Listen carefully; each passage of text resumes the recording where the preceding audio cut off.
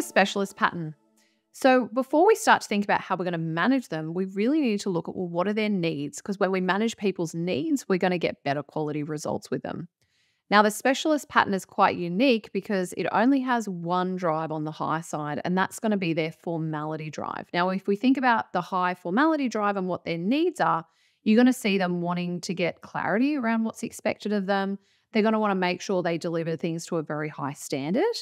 They're also going to want to have time to train and build their level of expertise.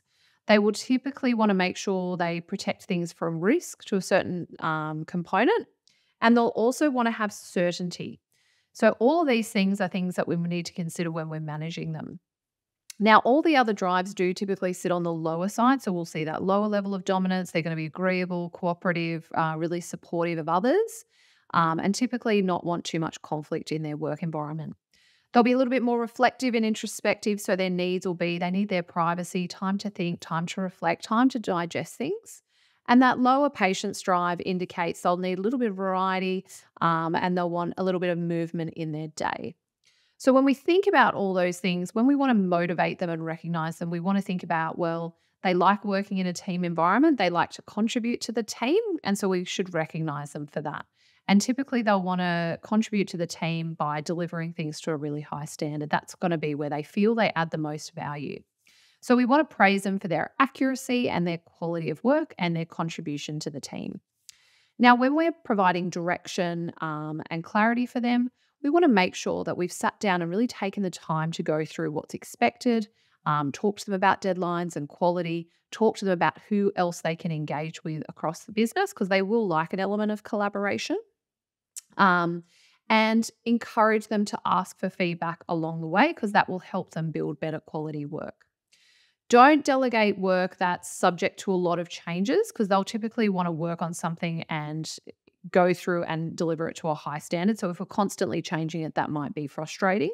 But do delegate work that's quite structured. It's got a stop and start date. It's got some real box around it in terms of that clarity so that they can go away and do that and work on it quite independently. Now, if we were to coach them, the other thing we need to think about is give them time to think. So if you're giving them feedback or you're in a group meeting, give them time to think about what's going on in the room. They won't be the first to voice their idea or opinion, but they will be thinking through what they want to say later on. So it's a good idea to circle back with them and say, hey, what were your thoughts about that meeting? Or is there anything else you wanted to add? But you typically want to do that outside of a group environment. Also, they're going to be very conservative around risk or anything that involves risk. So your job as a manager is really to protect them. They will want to naturally protect the people around them.